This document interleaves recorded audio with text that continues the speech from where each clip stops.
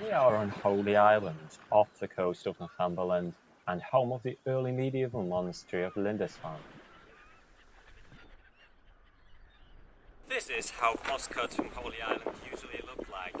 Behind me are the impressive ruins of the 12th century priory, with our team from Durham working over there in the middle of nowhere.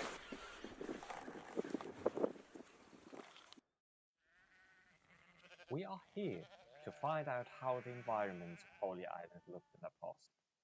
What resources were available to the first monks who arrived in the 7th century? How did they modify the landscape by the time the Vikings arrived in 793?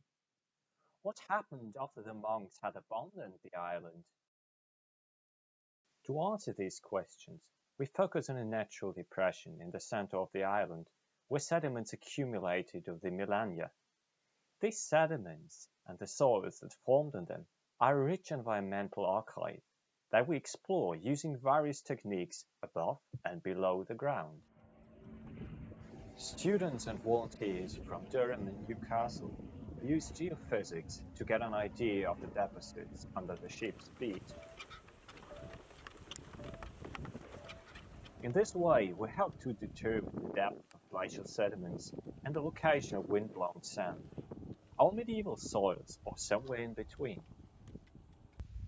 But in order to find out which plants these soils supported, if they were plowed and how old they are, we have to get samples. For a start, we do this by hand augering, and sometimes we have to go pretty deep.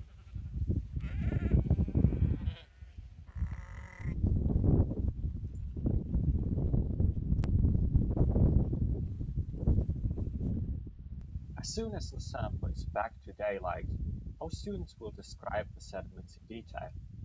They determine their color, texture and inclusions. This will help us to understand how the material ended up here, under a glacier, blown by the wind, or washed ashore by the sea.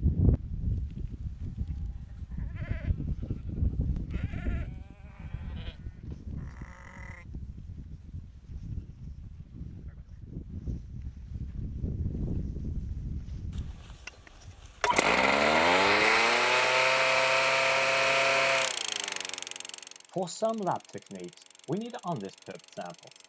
With a lot of noise, we push transparent plastic tubes into the ground. We also use black liners, which allow us to date sediments with the optically stimulated luminescent method.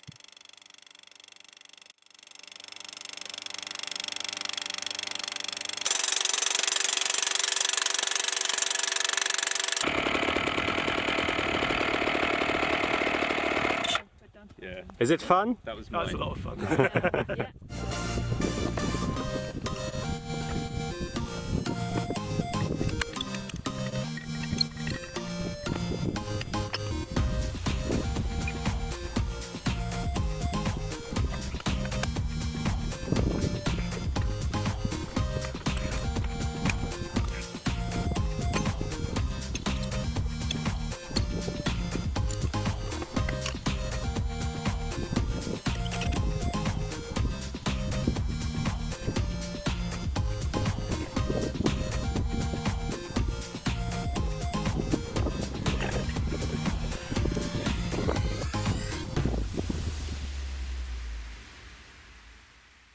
Together, we collected a fridge full of samples, tons of digital data, and lots of memories. But the journey has just begun. See you in the lab.